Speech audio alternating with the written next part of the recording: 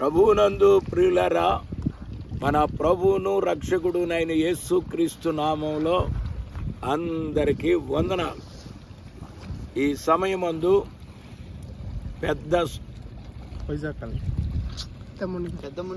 పెద్ద మునిగల్ అనే గ్రామంలో హోరేబు మందిరానికి ఉపవాస కూటాల నిమిత్తం రావడం జరిగింది.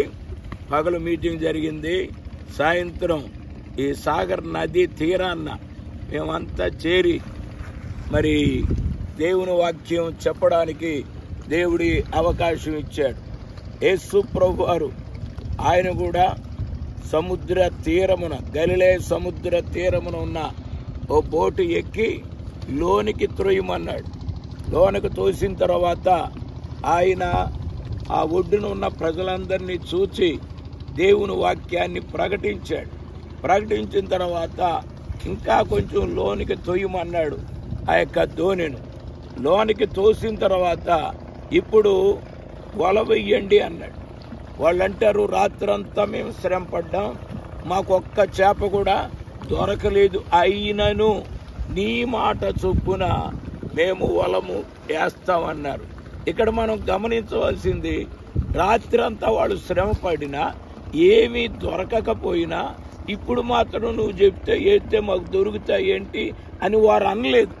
యేసు ప్రభు మాట మీద వారికి విశ్వాసం ఉంది. ఈయన చెప్పినట్టు చేస్తే మాకు తప్పకుండా చేపలు దొరుకుతాయని ఆయన చెప్పినట్లుగా వల వెయ్యగానే వల నిండా చేపలు పడిపోయింది. ఆ వలలో ఉన్న చేపలు 2 దోణెల నిండా నింపారు.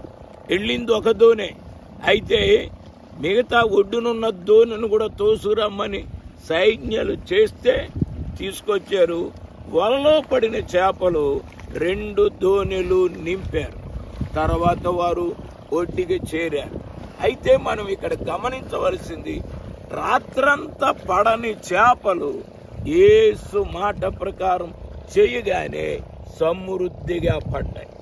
కనుక మనం ఏమీ లేకపోయినా, లేమిలో ఉన్నా, కష్టాల్లో ఉన్నా, ఇరుకుల్లో ఉన్నా, ఇబ్బందుల్లో ఉన్నా, మన ఇల్లు ఖాళీగా ఉన్నా, నింపబడాలంటే, ఇల్లు నింపబడాలన్నా, హృదయం నింపబడాలన్నా, అలాగే సమస్తము నింపబడాలంటే మనం చేయవలసింది ఒకటే, యేసు చెప్పినట్లు చేయుట. వేటాడుటలో వాళ్ళు చాలా నేర్పరులు. నేర్పరితనం అక్కడేమీ పనికి రాలేదు. ప్రయాసపడ్డారు, ఒక్క చేప అయినా దొరకలేదు.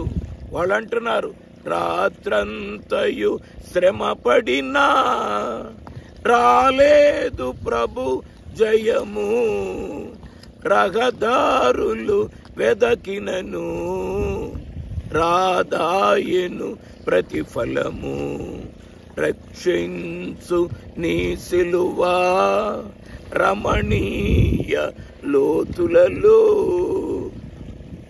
అని పాట మాసిరామణయ్య గారు రాశారు, నేను పాడాను. అయితే ఆయన మాట వింటే మన దోణిలు నింపబడతాయి. గమనించండి, ఒడ్డొడ్నే చేపలు పట్టాలంటే ఒకటి కూడా దొరకదు.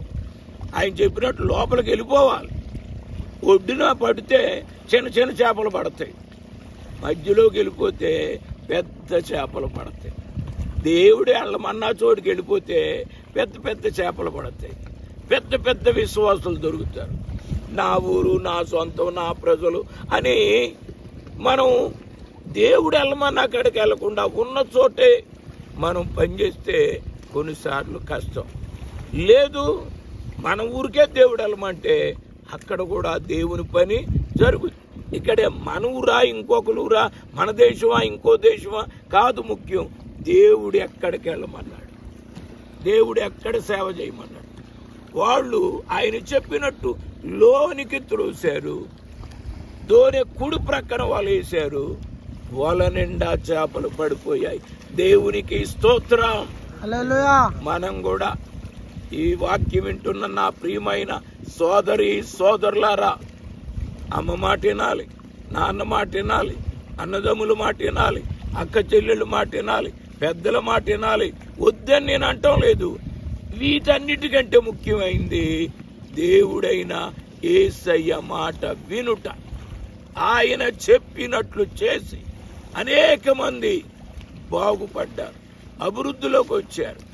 ఆ బాణలు నీళ్లతో నింపమన్నాడు యోహాను సువార్త 2వ అధ్యాయంలో. వాళ్ళు ఏమి ఎదురు చెప్పలేదు, నింపారు. ఆ నీటిని ద్రాక్షారసంగా దేవుడు మార్చి అక్కడ లోటు తీర్చి అందరికీ సమృద్ధిగా ఇచ్చాడు. కనుక మనం ఆయన చెప్పినట్లు చేద్దాం.